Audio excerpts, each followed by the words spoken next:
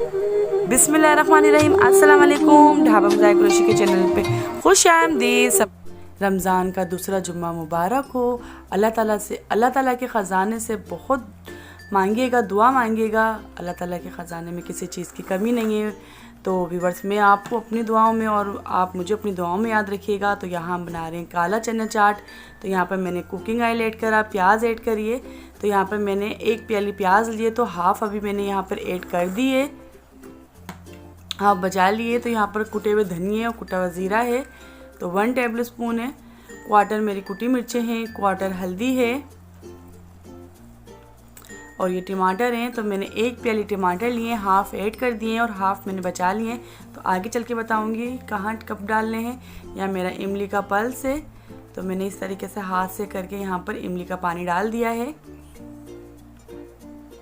अब यहाँ मैंने 2 आलू लिए थे, तो यहाँ मैंने बारीक कट कर लिया और आलू मैंने यहाँ पर ऐड कर दिए।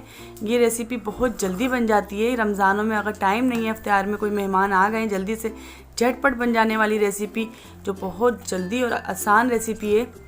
तो ये मेरे काले चने हैं, 2 प्याली मैंने यहाँ पर छोले ऐड करे हैं, जो मैंने 2 घंटे भिगो दिए थे मीठा सोडा ऐड करके, और उसको सादे पानी से मैंने बॉयल कर लिए थे। तो यहाँ पर मैं मिक्स कर लूँगी। ये थोड़ी देर से गलते हैं ये वाले छोले, तो ये आप चेक करते रहिएगा। यहाँ मैंने नमक हाफ़ टेबल स्पून ऐड करा है, chaat masala half table spoon, बरों का मसाला जो मैंने आपको सिखाया है, ये वो बरों का मसाला है, हाफ़ टेबल स्पून, और थोड़ा सा पानी ऐड कर दूँगी यहाँ पर। तकरीबन 2 मिनट तक हम इसको पकाएंगे सब मिक्स करके।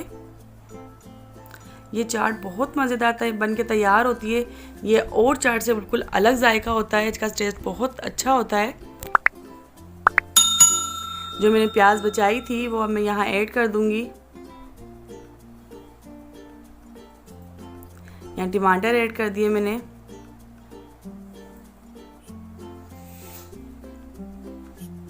इनको मिक्स कर लेंगे। इसमें हरा धनिया ऐड करा है, तो यहाँ पर आप हरा धनिया ऐड कर लें। तो यहाँ मेरी चाट तकरीबन तैयार हो गई है, तो यहाँ हम डिश आउट कर लेंगे। तो ये चाट बनके बहुत मज़ेदार तैयार हुई थी और बहुत अच्छा टेस्ट था। ये जल्दी से बन जाने वाली रेसिपी रमज़ान में ज़रूर बनाइएगा और अपना दस्तरखान सजाइए। अपना ढेर सारा ख्याल रखिएगा और दुआओं में याद रखिएगा। अल्लाह हाफिज़।